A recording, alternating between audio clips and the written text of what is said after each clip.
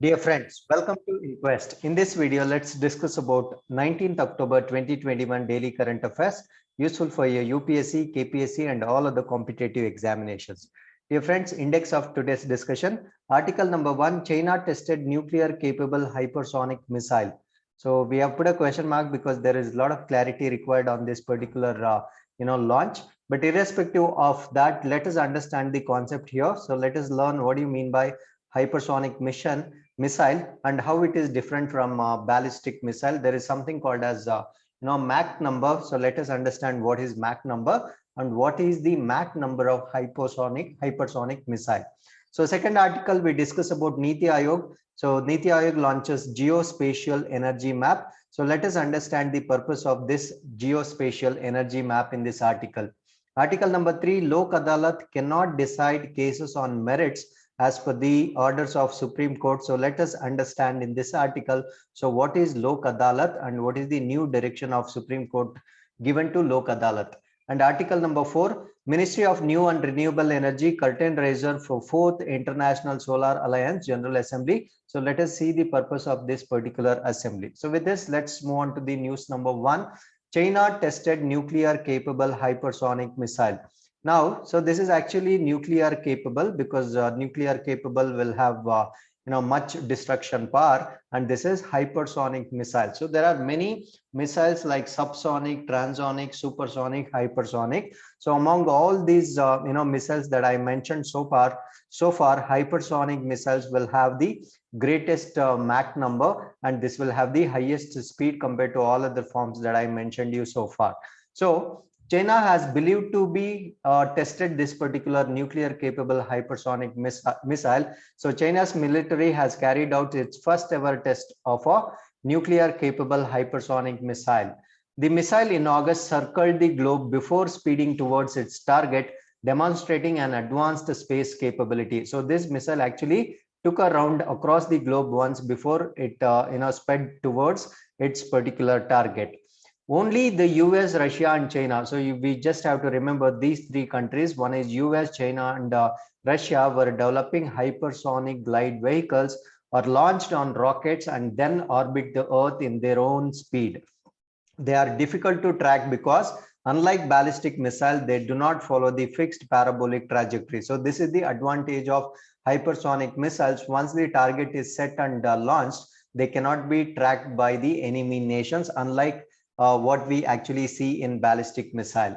So this is what is the Mach number. So Mach number is actually the ratio. So this is the ratio of object speed versus speed of sound.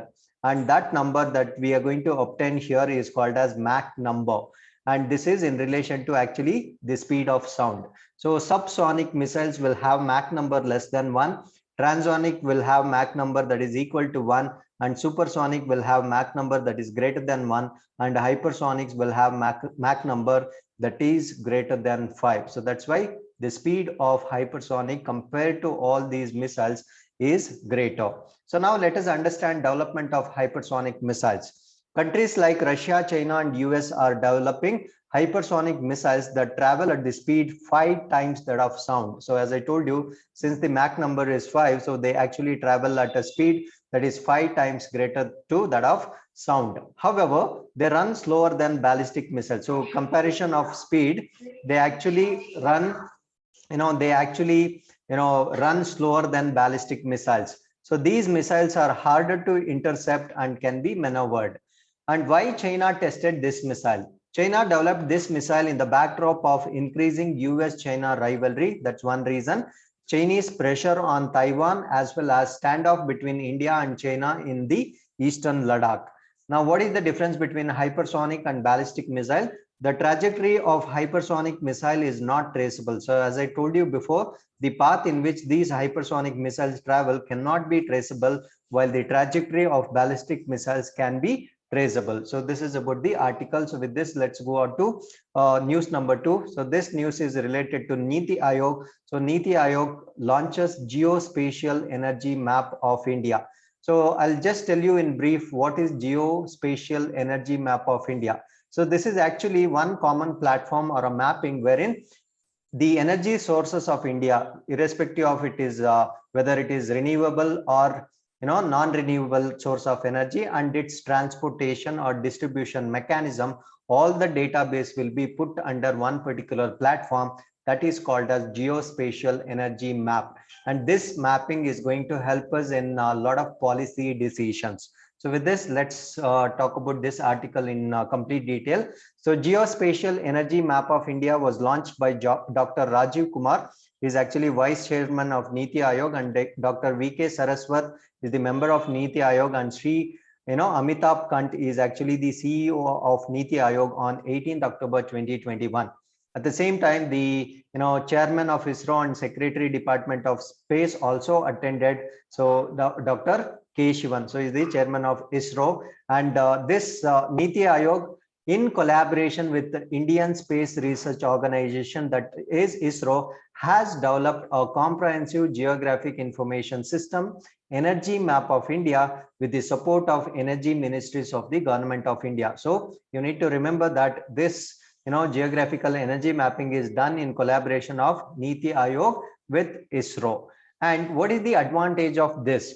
The GIS map provides a holistic picture of all energy resources of the country, which enables visualization of energy installations such as conventional power plants, oil and gas wells, petroleum refineries, coal fields and coal blocks, district-wise data on renewable energy power plants and renewable energy resource potentials, etc., through 27 thematic layers. So as I told you, it includes all the database with respect to renewable and non-renewable energy sources and power plants.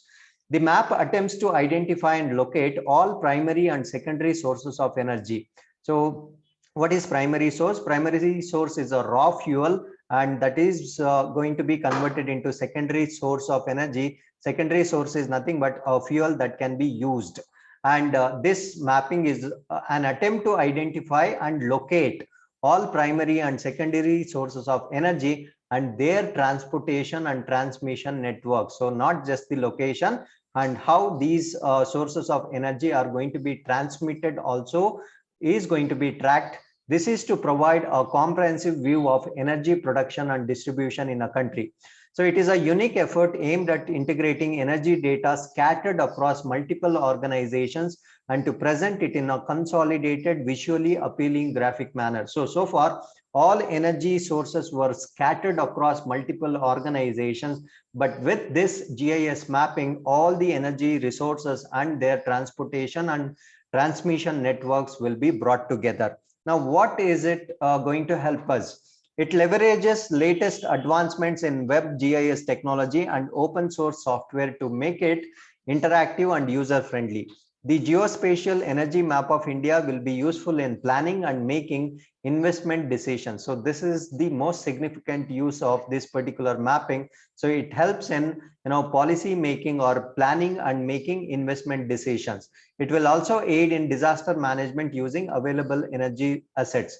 So disaster management is not the disasters of the general disasters. We are talking about disasters with respect to energy sources only. For example, coal mines, etc., where the disasters are very often. So this also helps us to reduce such disasters or plan the activities without any disaster. So this is what is the purpose of this the mapping. So with this, let's move on to news number 3. Lok Adalat cannot decide cases on merits as per Supreme Court.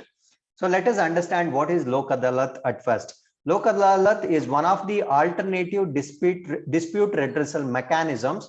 It is a forum where disputes or cases pending in the court of law are at pre-litigation stage or settled or compromised amicably. So the legal jurisdiction of Lok Adalat is to just settle or compromise issues between parties amicably.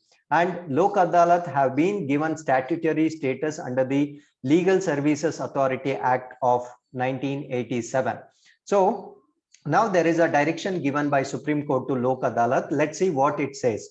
The Supreme Court has said Lok Adalats organized across the country to dispose of cases do not have jurisdiction to, so they do not have jurisdiction to go into merits of the matter, as it is meant to arrive at a compromise or settlement between the parties in a dispute. So if they cannot, come to the consensus or create or come to a compromise between the parties, they cannot decide the case on the merit basis. So that is what is the direction given by Supreme Court. That is nothing but the reiteration of what it was there before.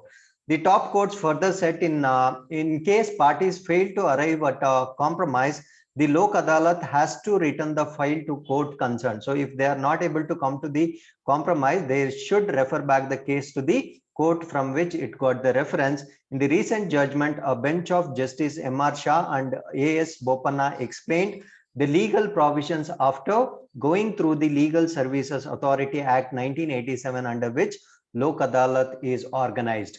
So Lok Adalat is organized by these authorities. One is state and district authority. Second is the Supreme Court Legal Services Committee or the High Court Legal Services Committee at regular intervals for expeditious disposal of cases on referral by the court concerned. The court for its part said a fair reading of the provisions of the Legal Services Authority Act 1987 makes it clear that the jurisdiction of Lok Adalat would be to determine and to arrive at a compromise or settlement between the parties to a dispute. That's all. So once the settlement or a compromise fails, it could not arrive at between the parties. The Lok Adalat has to return the case to the court from which the reference has been received for the disposal in accordance with the law. So they cannot decide the case on merit basis. If they are failing to come to the compromise, the case has to be written back to the concerned. So this is what is the article about. So with this, let's go to the article number 4. So this article is related to Ministry of New and Renewable Energy. So there is curtain raiser for the 4th International Solar Alliance General Assembly. So let's see this article in complete details.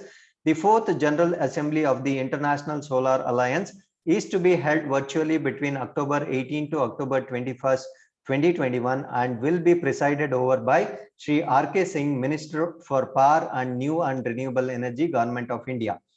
The 4th Assembly of ISA will deliberate on the key initiatives around the operationalization of One Sun, One World, One Grid initiative and the $1 trillion solar investment roadmap for 2030 and approval of the blended financial risk mitigation facility. So these are the things that are going to be the key initiatives around this particular, the alliance or the General Assembly are concentrated upon.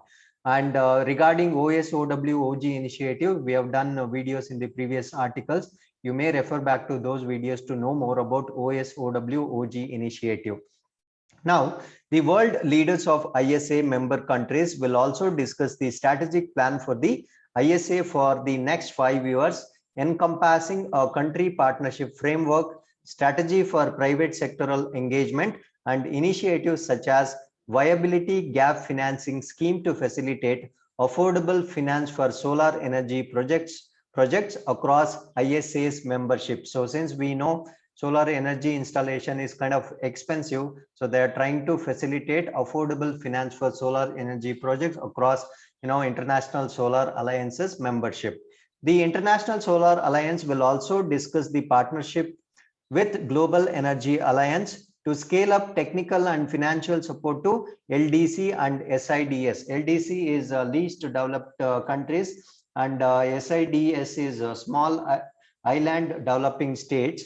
A detailed report on OSOWOG is expected to be discussed at the assembly. So there will be more discussions about OSOWOG is expected in this assembly. The concept of single global grid for solar was first outlined at the first assembly of the ISA in late 2008. So for the very first time, to lay single global grid for solar was first outlined at first assembly of ISAs in late 2018. So what is this single global grid or OSOWOG, to tell you in short? So let us say, there are 2 different countries which are present at 2 different locations of the globe or earth. So one place it is night, in the other place it is day. So it is connecting solar energy from the country where it is day to the country where it is night. and vice versa when the day and night changes. So that program is called as OSOWOG. So here there is no obligation of storing solar energy because it is connected live. So such idea was consumed in that's called a single global grid, that was consumed in International Solar Alliance, the first assembly in the year 2018. So it envisions building and scaling inter-regional energy grids to share solar energy across the globe, leveraging the differences in time zones, seasons, resources, and prices between countries and regions. So OSOWOG will also help decarbonize energy production, which is today the largest source of global greenhouse gas emission. So as I told you, so there will be differences in time zones, seasons, and resources and prices across the countries. But this grid is going to take the advantage of this difference in time zones, as I explained you how OSOWOG actually functions. So with the India's Ministry of New and Renewable Energy, the World Bank and the ISA signing a tripartite agreement on OSOWOG, the initiative could be the world's most important renewable catalyst. It can unlock unprecedented economies of scale in energy generation and transmission. So there will be agreement between three parties. One is India's Ministry of New and Renewable Energy, World Bank, and International Solar Alliance. So this is what we just have to remember with respect to this particular summit. And its commercial feasibility has been further augmented by multilateral development banks such as World Bank. So where the financial support is availed from. So this is from multilateral development banks. One of such is World Bank, which are helping create markets by driving down costs of solar power. The assembly is the apex decision making body of the ISA, in which each member country is represented. This body makes decisions concerning the implementations of ISA's framework agreement and coordination actions to be taken to achieve its objects.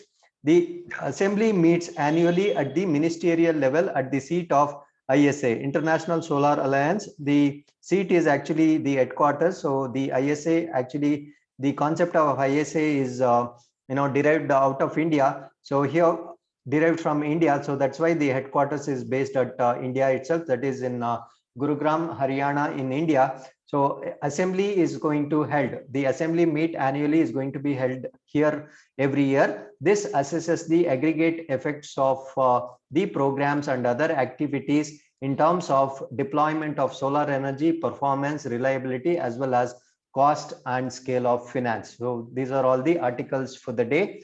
So if you have any questions, you can definitely put in comments box. Thanks for watching. Namaskara.